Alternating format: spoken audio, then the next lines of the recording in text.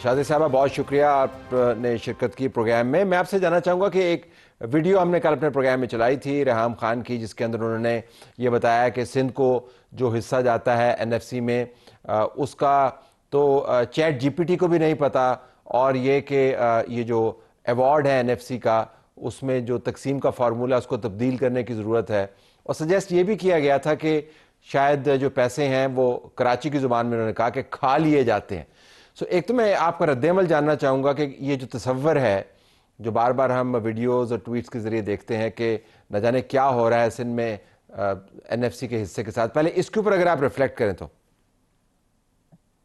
بہت شکریہ آپ نے پروگرام میں شامل کیا ہے طلعت صاحب. دیکھیں، نیشنل فائنانس کمیشن ایوارڈ یقیناً ایک بہت اہم ایشو ہے اور آئین کا حصہ ہے. آرٹیکل 160 کے اندر اس کی تشکیل اور اس کی جو ڈیوٹیز ہوں گی یا جو ان کے کام ہوں گے وہ تمام چیزیں درج ہیں. حصہ کس طریقے سے صوبوں کا اور وفاق کا ہوگا، وہ تمام تر چیزیں آئین کا حصہ ہیں. ہم نے ایک عرصے سے، بلکہ میں نے خود I've been a part of this whole struggle NFC award، جب ہم نیا چاہ رہے تھے اور اس میں جو ہم چینجز چاہ رہے تھے تو اس میں ایک بہت بڑا struggle ہے. آپ کو میں اگر ماضی میں لے جاؤں تو ایک بلیک ایوارڈ ہوتا تھا، جی کالا ایوارڈ ہوتا تھا جو انڈیموکریٹکلی امپوز کر دیا گیا تھا، جس کے اندر صوبوں کا شیئر ڈراسٹکلی کم کر دیا گیا تھا. اور اس کے علاوہ بہت ساری چیزیں ہوئی تھی. خیر وہ ایک لمبی بحث ہو جائے گی اس معاملے کے اوپر، لیکن ایک ایسا معاملہ ہے جس کو ہم ڈرائنگ روم میں بیٹھ کر حل نہیں کر سکتے، اور چیٹ جی پی ٹی سے تو ہرگز یہ حل ہونے والا نہیں ہے. میں زیادہ تو میں نے کوئی ایسی ویڈیو نہیں دیکھی، لیکن ایک آدھ مطلب not in detail because I wouldn't want national finance commission award to be discussed in a very non-serious way. یہ ایک بڑا سیریس ایشو ہے. اس کے لیے تمام صوبے اکٹھے ہوتے ہیں، اپنے اپنے پروپوزلز بناتے ہیں، اور ایک بہت بڑی سٹرگل کے بعد جو پاپولیشن کا کرائیٹیرین ہوتا تھا اس سے ہٹ کر کچھ دیگر فیکٹرز کو شامل کر کے ایک نیا فارمولا بنایا گیا ہے. جی. اور یقینی طور پر فارمولا کو ریوزٹ کیا جا سکتا ہے. اچھا یہ فرمائیے گا، اگر میں کنٹینیو کروں اگر میں آپ سے پوچھ پاؤں کہ ایک خیال یہ ہے کہ جو نچلی سطح پر فائنانسز ہیں وہ ڈائیورٹ نہیں ہوتے، بالخصوص حوالہ دیا جاتا ہے کراچی کا، اور کہا جاتا ہے کہ کراچی سے ہم اتنا ریونیو جنریٹ کرتے ہیں. جب NFC کا ایوارڈ سندھ کے پاس آتا ہے، میں سندھ اسپیسیفک بات نہیں کرنا چاہتا، لیکن چونکہ آپ پیپلز پارٹی کو ریپرزینٹ کر رہی ہیں، نیشنل پارٹی ہے لیکن بیس آپ کی بڑی اسٹرانگ سندھ میں موجود ہے، اس وجہ سے سندھ کا حوالہ دے رہا ہوں. تو کراچی کو اتنے پیسے ملتے نہیں ہیں. تو اگر اسی فارمولے کے اندر کوئی ایسی تدبیر نکالی جائے کہ یہ جو آواز اٹھتی ہے کہ پیسے تو صوبے لے جاتے ہیں لیکن نیچے نہیں جاتے، اس کا تدارک بھی کیا جائے.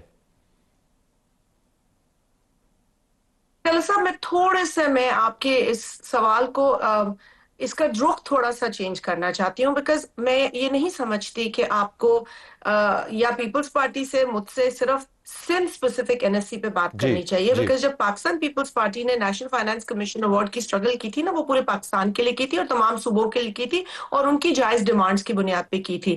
تو اگر پاپولیشن کی بنیاد پہ، جیسے میں نے آپ سے پہلے کہا کہ ایک ہی کرائیٹیرین تھا، لیکن جب وہ ملٹیپل فیکٹر کرائیٹیریا بن گیا تو اس کے اندر بلوچستان کے بھی جو معاملات ہیں یا ان کی جو حقائق ہیں، ریالٹیز ہیں، ان کو رکھا گیا. خیبر پختونخوا کو بھی مد نظر رکھا گیا، پنجاب ہو گیا اور سندھ ہو گیا. یہ تمام صوبے جو ان کی تجاویز تھی ان کو سیریسلی فیکٹر ان کر کے اس کو فارمولا کا حصہ بنایا گیا. آپ دیکھیں، انورس پاپولیشن ڈینسٹی ہے، بیکورڈنیس ہے، یہ چیزیں ہیں نا بلوچستان کے ایشوز ہیں. انورس پاپولیشن ڈینسٹی ہے مثال ایک. میں آپ کو صرف تھوڑی سی بہتر آپ کے آڈینسز دیکھیں گے تو وہ سمجھیں گے کہ اس کا کیا بیک گراؤنڈ ہے. اگر آپ اس کے ڈائنامکس کی بات کریں تو اس کو صرف آپ NFC کے تناظر میں نہیں دیکھ سکتے. آپ کو دیکھنا ہوگا کہ کراچی کے اندر کیا ریالٹیز ہیں. کیا صرف ایک سندھ حکومت کی ڈومین ہے؟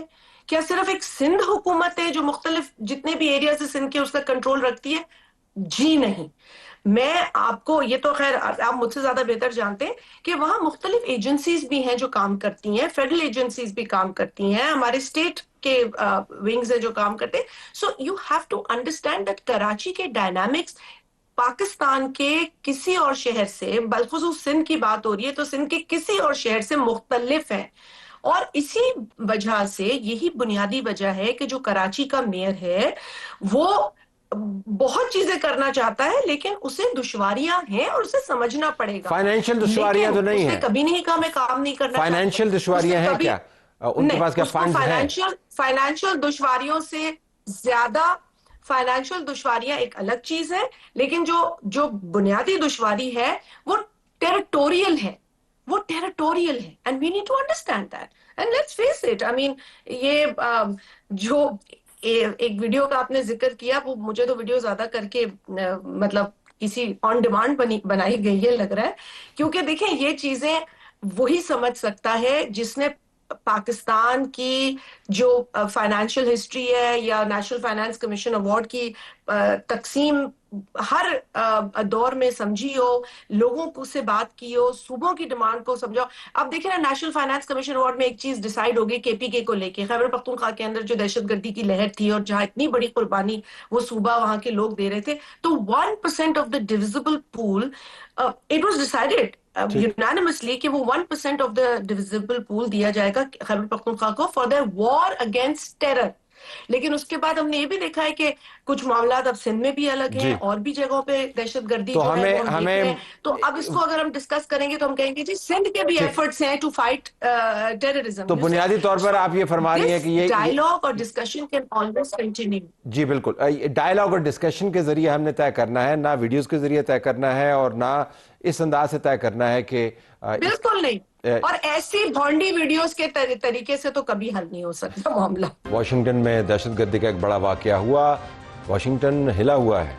बैनुल अक़वामी एक्सपर्ट्स इसके ऊपर क्या कह रहे हैं? हमें क्रिस डॉयल ने ज्वाइन किया है, जो डायरेक्टर हैं of कैबू and it's lead spokesperson, British expert on middle eastern affairs. Chris, thank you very much for being with us.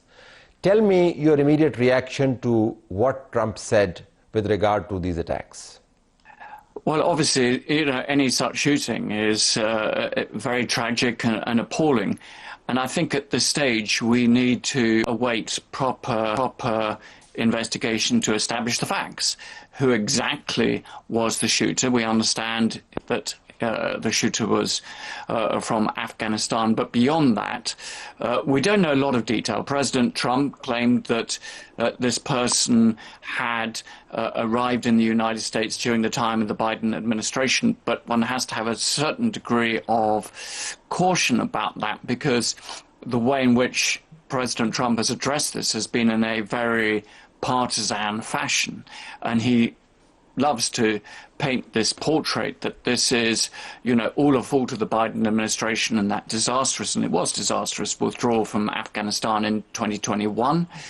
He also wants to blame foreigners, particularly if they are Muslim, so that also comes into it. This immediate cessation of allowing Afghans into the United States. And of course, he just really wants to blame everybody else other than himself. We also don't know to what extent this is related to issues within Afghanistan, or is this actually a reaction to the deployment of the National Guard within Washington? Very controversial in the United States, particularly amongst immigrant communities.